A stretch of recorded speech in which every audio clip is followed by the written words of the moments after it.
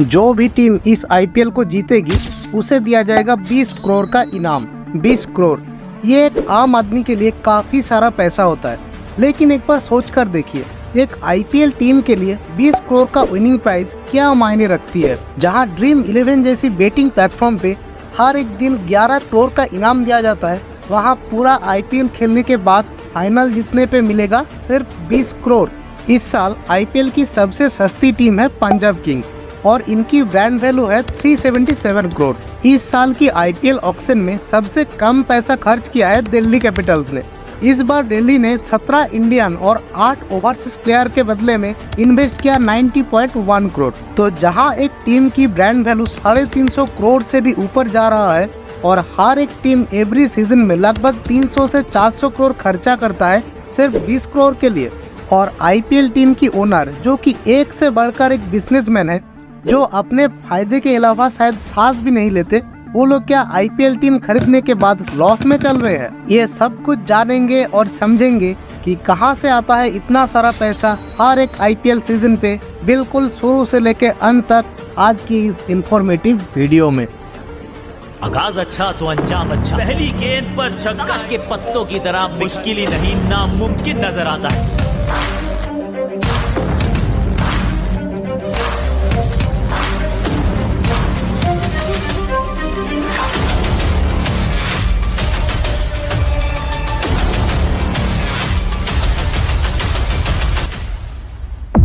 तो कहानी है 2007 की, जब इंडिया में पहली बार एक T20 टूर्नामेंट की शुरुआत होती है।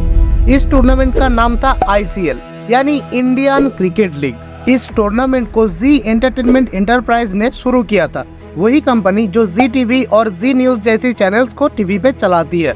ICL का कॉन्सेप्ट बिल्कुल IPL जैसा ही था। अलग अलग शहर के नाम पे टीम होता था, प्लेयर्स को ऑक्शन के माध्यम से खरीदा जाता था। इस लीग को इंडिया के पूर्व कप्तान कपिल देव और सुभाष चंद्र नाम का एक व्यक्ति ने बनाया था, लेकिन इस लीग को ना तो बीसीसीआई की तरफ से कोई सपोर्ट मिला और ना ही आईसीसी ने इसे रिकॉग्नाइज किया। एक्चुअली में ये दो क्रिकेट बोर्ड आईसीएल से काफी नाराज थे ये देखकर कि बहुत सारे प्लेयर्स इस आईसीएल में खेलने जा रहे हैं। प्लेयर्स को आईसीएल खेलने से रोकने के लिए बीसीसीआई ने अपने डोमेस्टिक टूर्नामेंट में प्लेयर्स की सैलरी बढ़ा दी और साथ में ये भी कहा कि जो प्लेयर आईसीएल खेलेंगे उन्हें बीसीसीआई की बाकी और टूर्नामेंट से लाइफ टाइम के लिए बैन कर दिया जाएगा। बीसीसीआई नहीं चाहता था कि कोई भी ऐसी क्रिकेट लीग चले जो बीसीसीआई के कंट्रोल से बाहर हो। बीसीसीआई की ऐसी रेस्ट्रिक्शन की वजह से धीरे धीरे अंत हो गई आईसीएल टूर्नामेंट की। ऐसे ही बदलाव के साथ 2009 में आईसीएल की आखिरी सीजन खेला गया था। दूसरे हाथ में बीसीसीआई ने सितंबर 2007 में लॉन्च की इंडियन प्रीमियर लीग। उस समय बीसीसीआई का वाइस प्रेसिडेंट थे ललित मोदी। उनके अंडर ही पूरा टूर्नामेंट ऑर्गेनाइज कराया जा रहा था। आईसीएल वर्सेस आईपीएल कंट्रोवर्सी में उन्होंने बताया कि उन्होंने आईसीएल से कोई भी इंस्पिरेशन नहीं लिया है। इसका आइडिया इन्होंने काफी टाइम पहले ईपीएल यानी इंग्लिश प्रीमियर लीग जो इंग्लैंड की फुटबॉल टूर्नामेंट है और यूएसए का NBA कप जो एक बास्केटबॉल टूर्नामेंट है वहां से लिया था, और फिर 2008 में खेला गया आईपीएल का पहला सीजन।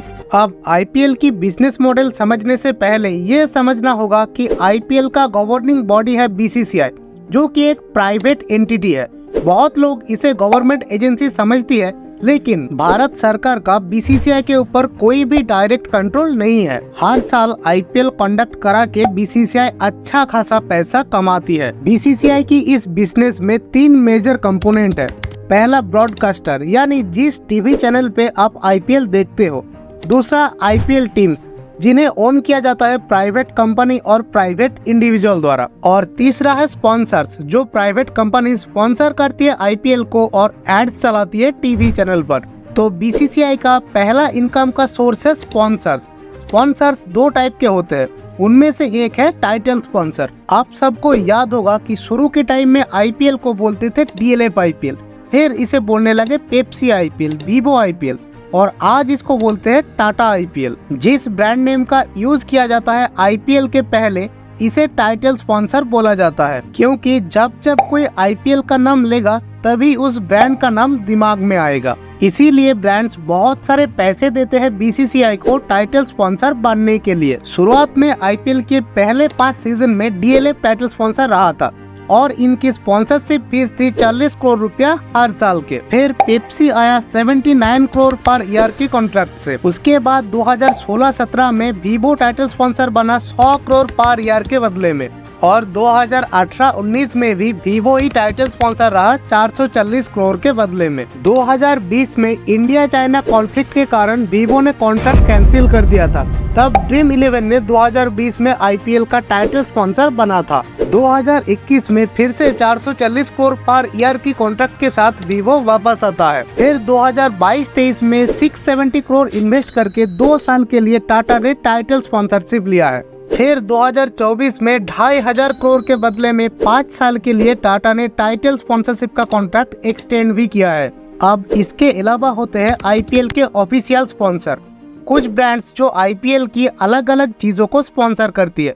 जैसे सीएट टायर्स ने जो स्ट्रेटेजी ब्रेक है उसकी स्पॉन्सरशिप ले रखी है। 240 करोड़ उन्होंने पे किए थे 5 साल के लिए हमेशा सीएट टायर्स को दिखाने के लिए स्ट्रेटेजी ब्रेक पे। इसके अलावा आपने सुना होगा क्रेड पावर प्ले, जो क्रेड ने स्पॉन्सरशिप ले रखी है। फिर एक है dream 11 game changer of the match. ऐसे ही कई सारे कंपनीज है जो अलग अलग एस्पेक्ट को स्पॉन्सर कर रही है, और टोटल में एस्टिमेट किया जाता है कि लगभग 250 से 300 करोड़ यहाँ से बीसीसीआई को मिलता रहता है। अब ये सारी स्पॉन्सरशिप से जो भी पैसा आता है उसका 50% बीसीसीआई खुद रख लेता है और बाकी 50% टीम्स को दे देते हैं। बीसीसीआई का दूसरा बड़ा इनकम का जरिया है ब्रॉडकास्टर चैनल्स। हर साल आईपीएल को किसी न किसी टीवी चैनल पे दिखाया जाता है, लेकिन कौन से चैनल पे आईपीएल दिखाया जाएगा वो डिसाइड करता है बीसीसीआई। हर एक टीवी चैनल चाहती है कि अपने चैनल पे आईपीएल को दिखाया जाए ताकि उनकी व्यूअरशिप यानी टीआरपी बढ़े। इसीलिए बीसीसीआई पैसे के बदले में टीवी चैनल्स को ब्रॉडकास्टिंग राइट्स को बेचती है। आईपीएल की पहले 10 साल यानी 2008 से 17 तक सोनी के पास ये राइट्स थे। इस 10 साल में इन्होंने टोटल 8,200 करोड़ इन्वेस्ट किए थे, मतलब हर साल का 820 करोड़। फिर 2018 में स्टार स्पोर्ट्स ने इसके राइट्स खरीद लिए 16,400 करोड़ के एक्सचेंज पर अगले 5 सालों के लिए, यानी हर एक साल का करीब 3,000 करोड़। टीवी चैनल्स के अलावा अब तो ओटीटी प्लेटफॉर्म्स भी आ गई है आईपीएल स्ट्रीमिंग के लिए। जैसे पहले हॉटस्टार पे आईपीएल दिखाया जाता था, अब जियो टीवी में आईपीएल ब्रॉडकास्ट होती है।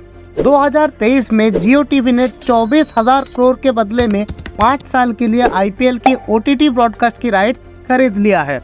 ये सारे ब्रॉडकास्टिंग राइट्स बेच के जो पैसा आता है उसका आधा हिस्सा बीसीसीआई रख लेता है और बाकी आधा हिस्सा आईपीएल टीम को दे दिया जाता है। अब अगर ब्रॉडकास्टर की पॉइंट ऑफ व्यू से देखा जाए, जैसे स्टार स्पोर्ट्स और जियो टीवी अगर 16,000 और 24,000 करोड़ खर्च कर रहा है तो उस इन्वेस्टमेंट का उन्हें कुछ ना कुछ रिटर्न जरूर मिल रहा होगा, वरना बेमतलब का कोई भी इतना सारा पैसा कभी खर्च नहीं करेगा। तो बात यह है कि ना तो वो सिर्फ अपना इन्वेस्टमेंट रिकवर करते हैं, बल्कि उनका कुछ मुनाफा भी यहाँ पे होता है। क्योंकि स्टार स्पोर्ट्स पर आईपीएल 2024 में अगर आपको 10 सेकंड का भी एड चलाना है तो 16.4 लाख पे करने होंगे उस 10 सेकंड के एड्स के लिए। ये ओवर के बीच बीच में जो एड चलती है उसकी कॉस्ट है। तो स्टार स्पोर्ट्स या जियो टीवी जो भी इन्वेस्ट करती है उससे ज्यादा पैसा उन्हें मिल जाता है और ब्रांड से जो उनकी चैनल या ओटीटी प्लेटफॉर्म पे एड्स चलाती है। अब एक आईपीएल टीम की पॉइंट ऑफ व्यू से देखते हैं तो कोई प्राइवेट कंपनी या फिर कोई बिजनेसमैन और सेलिब्रिटी एक टीम खरीद के उसका ओनर बन जाते हैं। जैसे 450 करोड़ बीसीसीआई को पे करके 2007 में मुकेश अंबानी ने मुंबई इंडियंस को खरीदा था। फिर 2022 में लखनऊ सुपर जायंट्स को 7,090 करोड़ देकर संजीव गोयनका ने और गुजरात टाइटंस को 5,625 करोड़ के एक्सचेंज में सीबीसी कैपिटल ने खरीदा है। लेकिन इतना बड़ा अमाउंट इन्हें एक बार में नहीं देना है, 10 साल में ये सारा अमाउंट उन्हें चुकानी होगी। आईपीएल टीम खरीदने के बाद भी काफी सारे खर्चे झेलना पड़ता है, जैसे प्लेयर्स की salary, transportation, training, hotel bills, ये सब मिला के एक टीम का खर्चा होता है 200 से 250 करोड़ के आसपास। तो इतना सारा पैसा टीम का ओनर कभी भी अपनी जेब से खर्च नहीं करता। कुछ पैसा तो उन्हें मिलता है बीसीसीआई से जो टाइटल स्पॉन्सर और ब्रॉडकास्टर की फीस से आती है, लेकिन ये पैसा आईपीएल टीम के लिए काफी नहीं होता। इनका भी मेन सोर्स ऑफ इनकम है स्पॉन्सर्स। इनके लिए होते हैं टीम स्पॉन्सर। वो ब्रांड्स जो प्लेयर्स की जर्सीज में अपना नाम लगाते हैं।